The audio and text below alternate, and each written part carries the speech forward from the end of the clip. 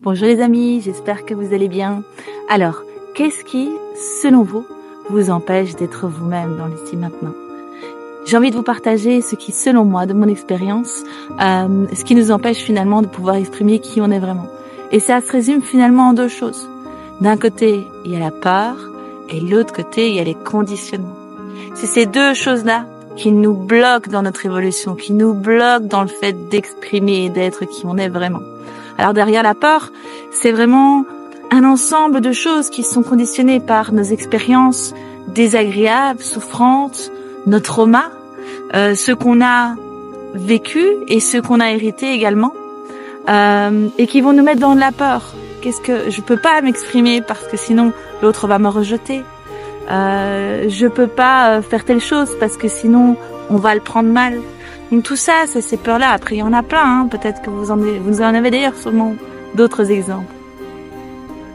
Et de l'autre côté, les conditionnements, ce qui est problématique, c'est que ça donne une structure très établie de ce qu'on peut être, de ce qu'on peut faire, de ce qui est, en théorie du moins, socialement acceptable, parce que c'est très dépendant aussi de l'endroit où on est, de la culture dans laquelle on grandit, mais pas que.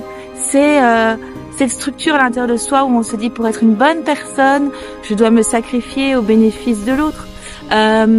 Pour faire un bon travail, je dois être opérationnel à 100% tout le temps. Un couple qui se sépare doit d'office habiter à des endroits différents. Tout ça sont des croyances qui viennent nous limiter. C'est souvent les situations où on dit dans sa tête, ou parfois aussi à l'extérieur, il faut ou je dois.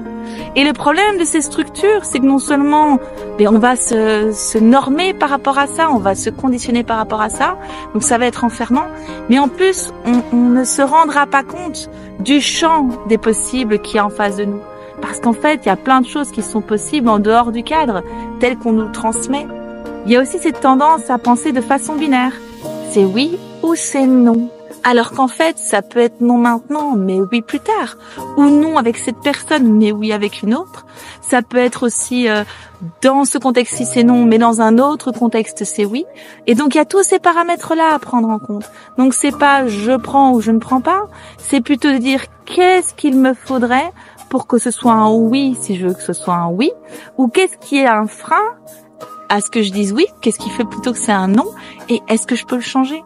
Donc ça, c'est vraiment une réflexion générale. Et donc, à la fois ces peurs et à la fois ces conditionnements, en fait, c'est ce qu'on va appeler des masques, c'est ce qu'on va appeler des personnages finalement, des rôles qu'on va être amené à jouer dans la vie, dans la relation aux autres.